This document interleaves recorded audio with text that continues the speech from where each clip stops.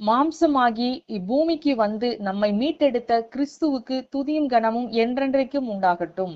இந்த நாள் ஜெபிக்க வேண்டிய ஆதார வசனம் 1 யோவான் 4ஆம் அதிகாரம் 2ஆம் வசனம். மாம்சத்தில் வந்த இயேசு கிறிஸ்துவை அறிக்கை பண்ணுகிற எந்த ஆவியும் தேவனால் உண்டாயிருக்கிறது. துதிப்பதற்கு ரோமர் 9ஆம் அதிகாரம் 5ஆம் வசனம். மாம்சத்தின்படி கிறிஸ்துவும் இவர்களில் பிறந்தாரே, இவர் என்றென்றைக்கும் ஸ்தோத்தரிக்கப்பட்ட சர்வத்திற்கும் மேலான தேவன். தேவனுடைய குமாரனாகிய கிறிஸ்து மாம்சமாகி இம்மண்ணுக்கு வந்து பாவிகளாகிய நமக்காக பாடுகளை சகித்து சிலுவையிலே நமக்காக மரித்து உயிர்த்தெழுந்தார் என்பது சத்தியம்.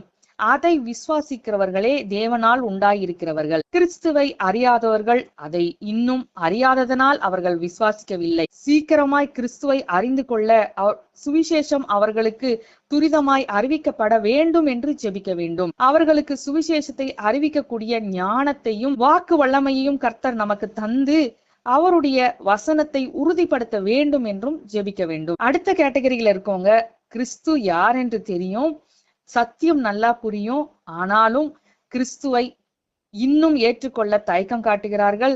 இல்ல, கிறிஸ்து எனக்கு இந்த அற்புதத்தை செய்தாதான் நான் அவருக்கு என்னுடைய இருதயத்தை ஒப்பு கொடுப்பேன்னு பிடிவாதத்தோடு வைராகியத்தோடு இருக்கிற ஒரு கூட்டம் நம்முடைய சமூகத்துல இருக்குது. அதனால அவங்களுக்காகவும் இந்த நாள்ல ஊக்கமா ஜெபிக்கலாம். எந்த நன்மைக்காகவோ இம்மைக்குரிய ஆசீர்வாதத்துக்காகவோ கிறிஸ்துவை தேடி வராமல் கிறிஸ்து மீது அன்பு வைத்து கிறிஸ்து நமக்கு செய்த தியாகத்தை உணர்ந்து கிறிஸ்துவை விசுவாசிக்க வேண்டும் என்று இந்த நாள்ல ஜெபிக்கலாம். மாம்சத்திலே வந்த கிறிஸ்துவை ஏற்றுக்கொள்ளாமல் தேவன் ஒருவருக்கு தான் நாம் ஆராதனை செய்யணும்னு சொல்லி நாங்களும் சத்தியத்தை விட்டு வழுகி போறதில்லாம மத்தவங்களையும் சத்தியத்தை விட்டு விலக செய்யும்படிக்கு போதகங்கள் இப்போ நிறைய தேசத்துல மிகுந்து இருக்கிறத நாம பாக்குறோம். அதனால இப்படிப்பட்ட வேத புரட்டர்களுக்காக நாம் அதிகமாய் பாரப்பட்டு ஜெபிக்கணும். அவங்க விழுந்து போறதோடு அவங்களோடு கூட அநேகரையும் விழ பண்றாங்கன்றதுதான் வேதனையான காரியமா இருக்குது.